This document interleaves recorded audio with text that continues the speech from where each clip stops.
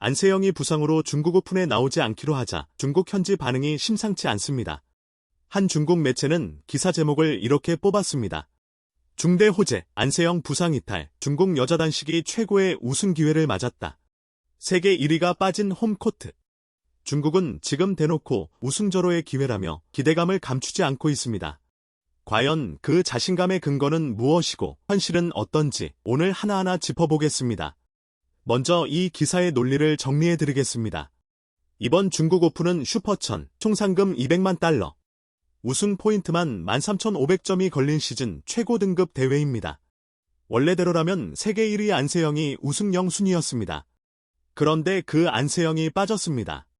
중국 매체는 가장 큰 걸림돌이 사라졌다며 홈에서 열리는 이번 대회가 중국 여자 단식에게 근 1년 사이 가장 우승 가치가 높은 기회라고 평가했습니다. 그동안 안세영이라는 벽에 막혀 번번이 준우승에 그쳤는데 이번엔 그 벽이 스스로 비켜섰다는 겁니다. 이 매체는 한 발 더 나아갔습니다. 안세영이 빠지면서 시드 순번이 재조정돼 천유페이가 이번 대회 여자 단식 1번 시드로 올라섰다고 주장했습니다. 원래 안세영과 같은 상반부에 묶여 죽음의 반쪽으로 불리던 구역이 안세영이 빠지자 단숨의 난이도가 뚝 떨어졌다는 설명입니다. 여기서 정확히 짚고 가겠습니다. 실제로 대진표에서 천유페이는 안세영이 있던 맨 윗자리로 옮겨졌고 안세영의 원래 첫 상대였던 일본의 니다이라 나츠키를 대신 상대하게 됐습니다. 다만 이름 옆 시드 표기 자체는 여전히 4번으로 남아 있습니다.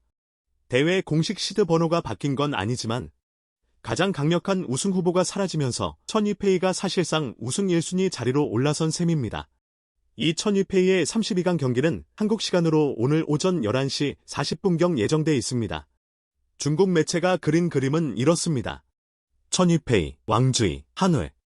이 3명의 주력을 상반부와 하반부에 나눠 배치해 이른바 삼지창으로 포위망을 짠다는 겁니다. 이 번시드 왕지이는 하반부에서 1회전 상대로 영국의 길모어를 만나고 5번 시드 한회가 하반부 중위권을 정리하며 최소 4강 한 자리를 확보하는 역할이라고 봤습니다.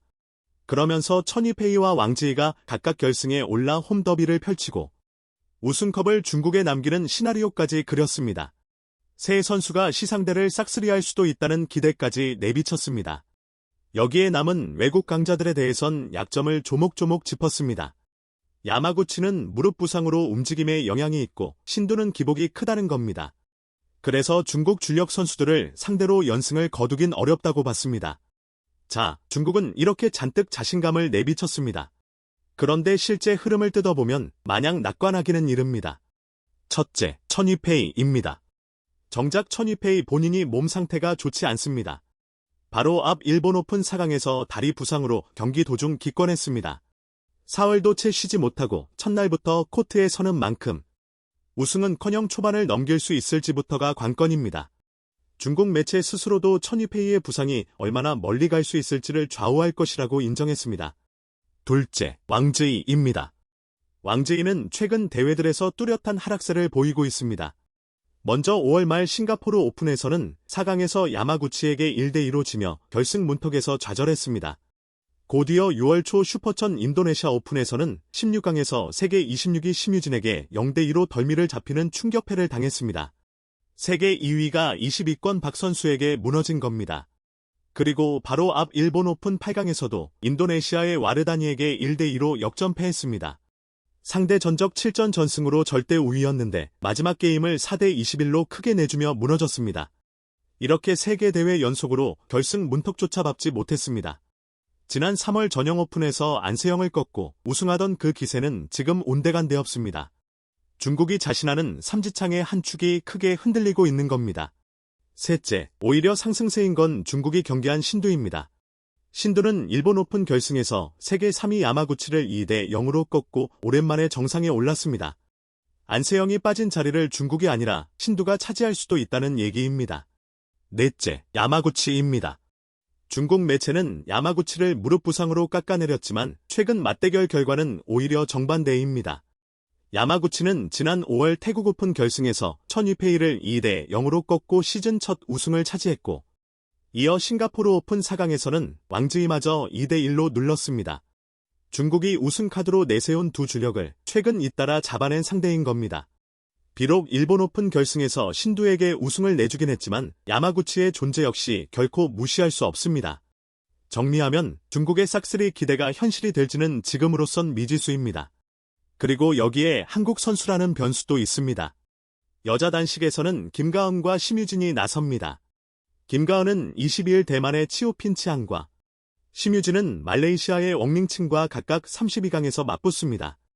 특히 중국 현지 전망에 따르면 이번 시드 왕지이가 32강 다음 라운드에서 심유진과 만날 가능성이 있습니다.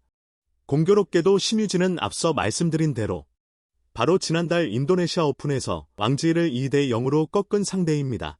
심유진이 먼저 한 고비를 넘긴다면 흔들리는 왕지이의 우승 시나리오에 또 한 번 제동을 걸 수도 있습니다. 김가은도 만만치 않습니다.